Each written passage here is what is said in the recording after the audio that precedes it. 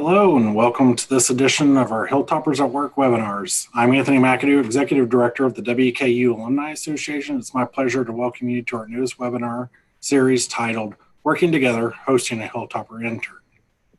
Bringing this series to our WKU alumni and friends is made possible through a partnership with the Gordon Ford College of Business and the Ogden College of Science Engineering at WKU.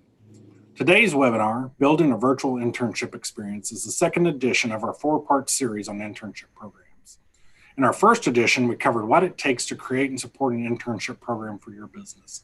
Today, we'll focus on how to make an internship a virtual experience if needed to adjust our current travel operating restrictions facing businesses and our students, or to simply create a flexible internship opportunity for a student in the future. Back to help us with the discussion, I'm pleased to be joined by two fellow WKU colleagues who work to connect students and employers through internship programs in both of our partner college. First, I'd like to welcome Monica Duvall, Internship Coordinator with the Gordon Ford College of Business, and joining Monica is Liz Fogel, Internship Coordinator for the Ogden College of Science and Engineering. Monica and Liz, thank you for taking time to help our alumni and friends understand how they can create a transition an internship into a virtual one today. So after our previous discussion on Internships 101, can you tell our viewers what a virtual internship entails and how it is different than one that is face-to-face?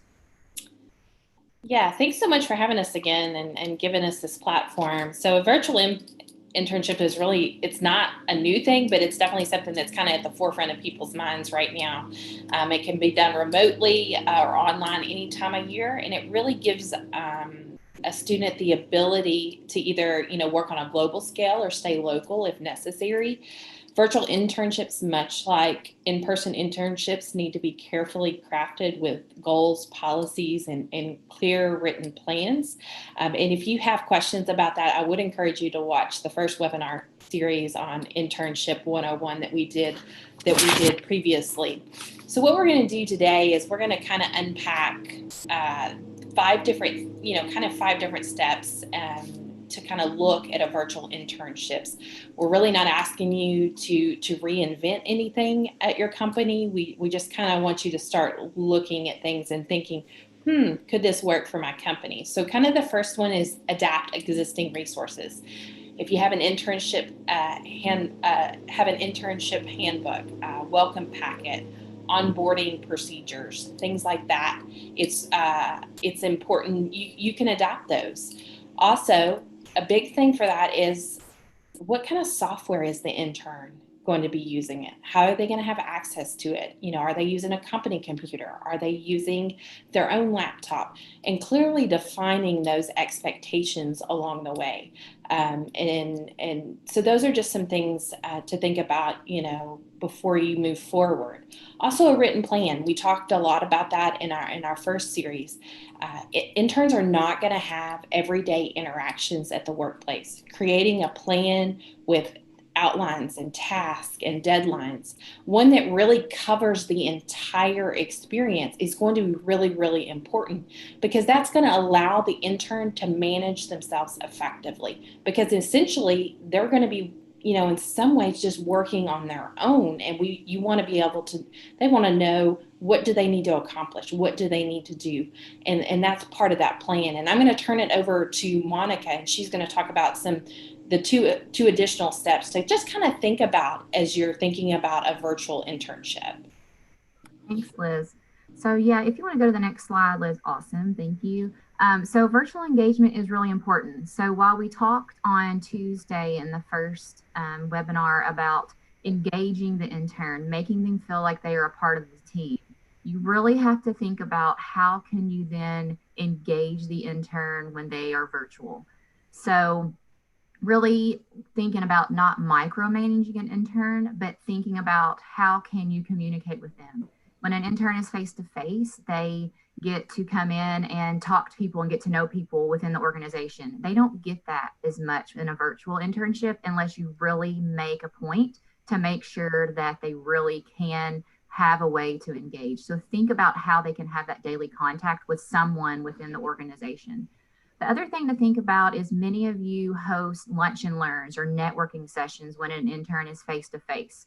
So how can you change those to a coffee hour or an online networking session to where the intern is able to continue to learn and network with not only other interns within the organization, but also other colleagues that work for the organization. So really thinking about how can you include them on virtual webinars and virtual calls and meetings.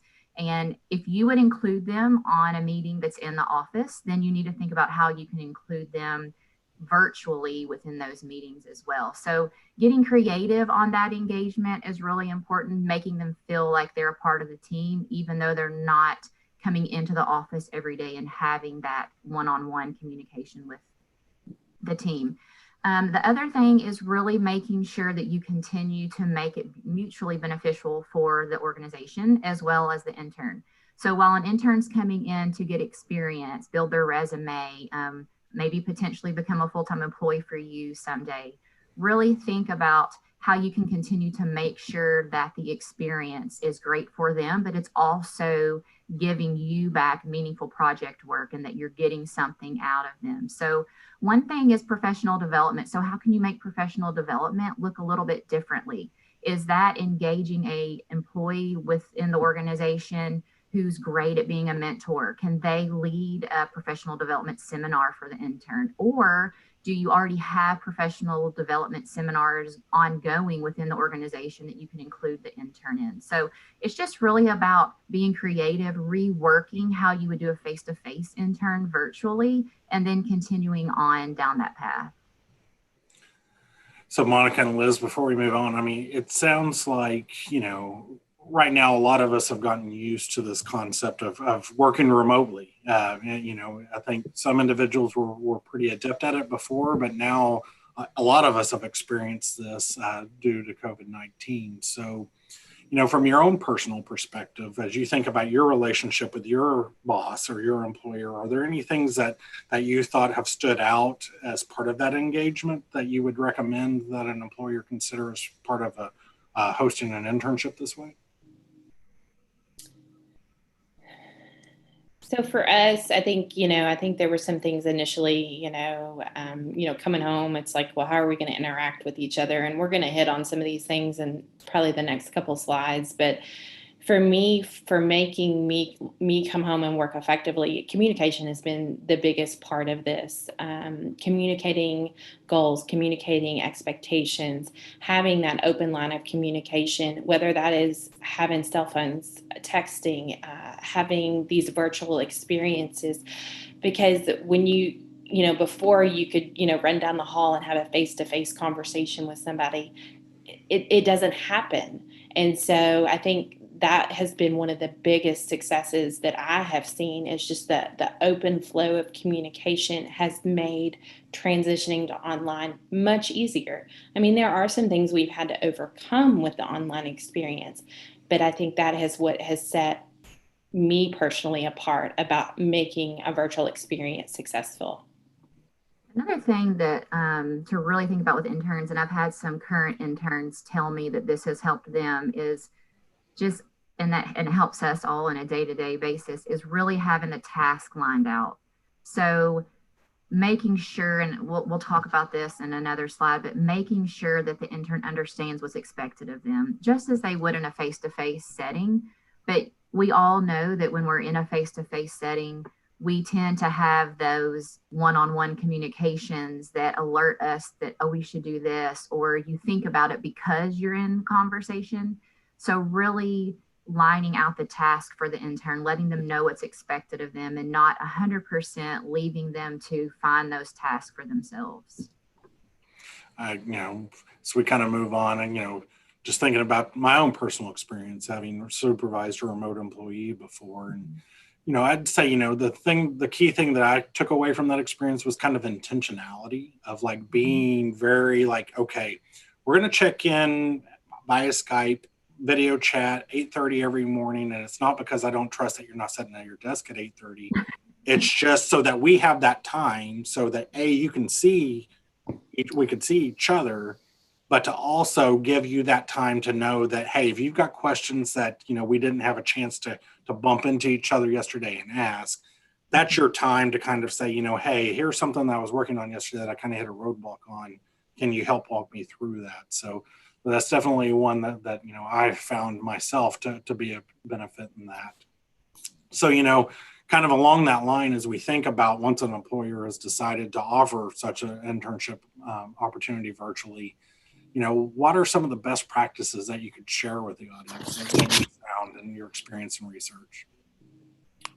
So these are just kind of some of the things that I found and have experienced. Flexibility is really key right now. Be considerate. Our students, a lot of our students had to pack up and go home. Have some flexibility and be considerate of that. You're not sure what some of the technology situations there are or internet situations. I know personally at my house, it is, we had to upgrade our internet, and we were fortunate to be able to do that. But it's just, there's been some stresses from our students. And so just be flexible. Right now. Also, we talked about communication. Communication is huge right now. They need to know who they can turn to in a virtual internship to ask those questions. And that's the same thing whether it's an in-person internship or a virtual internship. They need to know who do they go to if they have a question, about certain things. It is crucial to their success because you don't want your intern to feel like they're alone, and they're confused. And you want to encourage them to ask questions and to get answers to those questions so they can be more effective. Also be aware of biases and blind spots, in the world of recruiting right now, in the world of virtual interviews, not everything comes through, body language and certain things like that. And engage students with warmth and understanding. Also, stress-free recruitment. That is very, very key, whether it's a virtual or a in-person, internship. Clear job description. Utilize the resources available here at the university. Monica and I are happy to help you when you're recruiting for your virtual internship because we're still in constant contact with students every day. We have resources that we can help you and we want to help you, and also perfecting your virtual interview platform, however that is, and just clear timelines because, students want to know am I interviewing for a position that's going to be hired in the fall or is it going to be hired, whenever that is, because that just will help with some of the stress that some of the students are experiencing right now in this COVID-19 world, but just in general. I get a lot of students that go, oh, do I follow up? Do I not follow up? And just, what do I do? I had this interview and I don't know what to do. And so, Monica, and I don't want to speak for Monica, but we talk them through some of the process, and there is a learning curve for this, and it's all part of the learning process, which is great. And also just fostering company relationships. And Monica talked a lot about that, and that is helping them make connections in the company if they're not on site day to day. Do you have virtual tours of your facilities if they're working in facilities that they can see?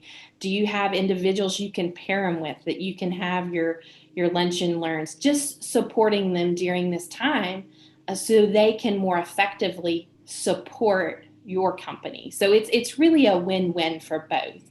But it's also important. There's a couple things as you're going through this situations to watch out for. These are in no way all of the situations to watch out for, but how are you going to overcome the lack of in-person relationship building, and the immersion in the culture? And that's something to think about as you're transitioning to a virtual internship. Are there ways you can help with that? How are you going to support the soft skill development of the interns? That is key for interns. They're trying to get experience, but they're also learning workforce practices. They're learning how to, engage in maybe an office setting or a manufacturing setting or a lab setting. They're learning those things. They're students. They want to learn. I always tell them, we want you to make your mistakes while you're still in school so we can teach you through those, and we can teach you through those in your internship. So how are we going to overcome some of those things, through professional development? And also, this is a key. Internships are often, a road to full-time employment. So how does a virtual internship fit into your future needs? And so those are just some things to kind of, watch out for. Like I said, not all of the things to watch out for, but just kind of really some of those things that are at the forefront of kind of what's going on when you transition from an in-person to an online internship. And Anthony, before we move on, any questions we need to hit before we move on? So just a reminder, if you do have questions for Liz or Monica, to feel free to add those to chat. And not really questions, but some kind of additional insight added from Angela in terms of kind of the appreciation for strong communication being the key here. It's essential pretty much in any internship experience, face-to-face, but especially once you transition to a virtual one. And one thing that Angela also noted was, it's often a benefit to kind of make sure that the student, the intern, and the employer also have some clear instruction on channel of communication. Because as we think about multi-generational workforces, some of us are old-fashioned and like phone calls, and some prefer to communicate via text, Skype, whatever the tool may be. And I think that kind of goes back to the point that you raised, Liz, about culture. What is the culture of the organization that they're coming into, so that the student can kind of understand that, hey, this is how you access the team, because we're all using Skype to communicate because this is our chosen tool. So it's important for you to kind of learn that tool and join us. Not to say that you can't follow up with a text or a phone call or whatnot. Yeah, and that's correct. I mean, every company uses something different. We use Zoom. I know other companies are using Microsoft platforms. It's just the clarity of what that software is, clarity of what the channel is just really, really important. And we are dealing with multi-generational things right now, and how people communicate is different. It's just, those are just all things to think about. So that is a great point. Mm-hmm. And part of culture too that I'd kind of add of, we think about onboarding a new employee, and that's essentially what we're doing with a new intern, and especially in a virtual environment. You have to be very intentional about kind of helping them understand both the company, the culture, but also the people. And so how can we, both create team opportunities, whatever team that they're working with, whether that be personality profiles. That's as we talk about multi-generational, working with different personalities, of knowing that there are different personality types depending upon the company or organization, helping the student understand that, this is part of how they can, prepare for their opportunity to enter the workforce professionally. So, I guess the burning question, Monica and Liz, and the focus of today. So why is hiring a virtual intern a good idea for a company? Well, one of the coolest things about hiring a virtual intern from my perspective is that an intern is accessible whenever. So it doesn't just have to be right now when most everyone's working virtually that you hire a virtual intern. It could be anytime, all the time. So whether your company is in California or in Bowling Green or across the world, you can have access to a student if you hire them virtually on an ongoing basis. So we talked about in the previous webinar about students who are face-to-face and then they go virtual. And when they come back to campus, and that happens a lot already. So thinking about what's going to fit for the employer's needs and how maybe a virtual intern works all the time. And then it creates a great talent pipeline. So Liz spoke a little bit earlier about how when students are home working virtually, they really are working very independently. So what skill sets are you finding out about the intern while they're working virtually? And how does that then create a pipeline for your full-time employees down the road? So virtual interns can do that as well as the face-to-face internship too.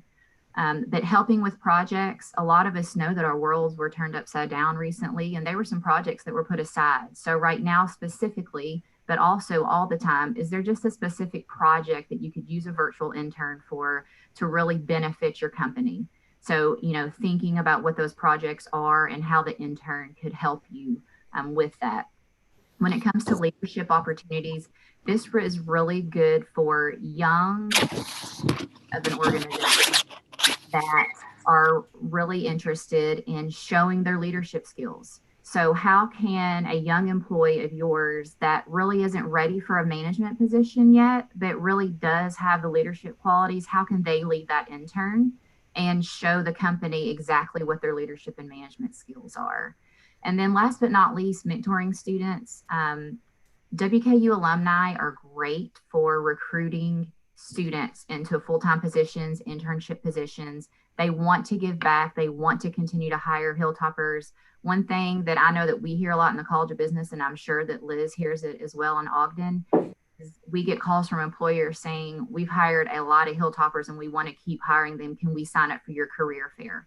So virtual internships is a great way for Hilltoppers to give back to Hilltoppers by hiring a virtual intern because of the accessibility factor, as it does not matter where their organization is located, they can always hire a virtual intern. So are virtual internship options available for every major across campus, or do certain programs and majors and positions lend themselves to being in a virtual format versus some maybe more hands-on technical type of internships? So I would love to say the easy answer to this is yes, it works for every major across campus, but it doesn't in reality. And we know that, but it's one of those things right now is we're thinking outside the box.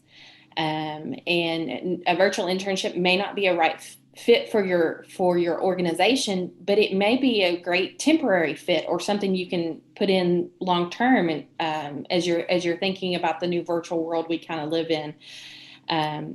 But some of the things to kind of think about, do you have data that needs to be analyzed? Do you have marketing students that can work on campaigns from home?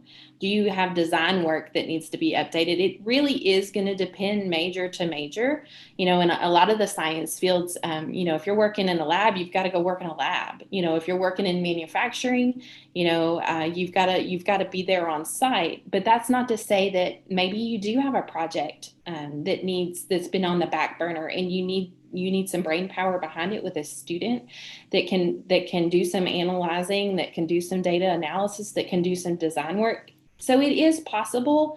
Like I said, I'm not going to say it's a perfect fit for every major across campus, but what I would encourage companies to do is to think about what your current needs are.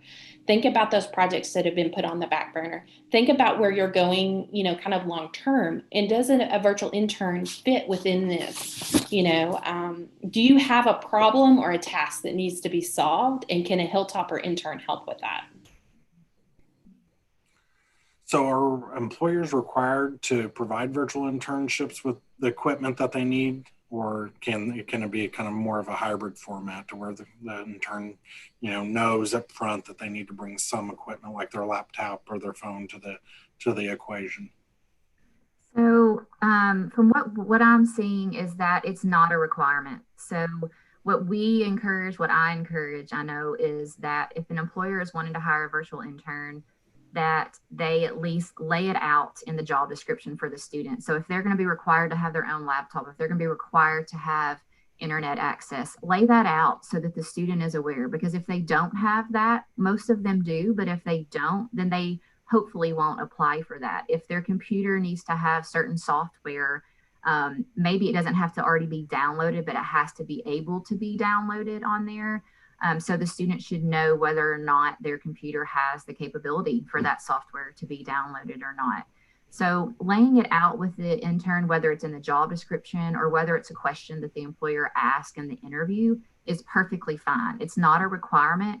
Do some virtual interns have company equipment? Yes. I've had students that have come back from face-to-face summer internships for the fall, and they've got a laptop of the companies that directs them right into the company server, and they work just as if they were at the organization in their cubicle there, but they're back at campus in class. So it's really up to the employer. They just need to make sure that that's another communication time, that the employer needs to communicate that to the intern, what's expected of them, what are they going to have, what are they going to supply for them.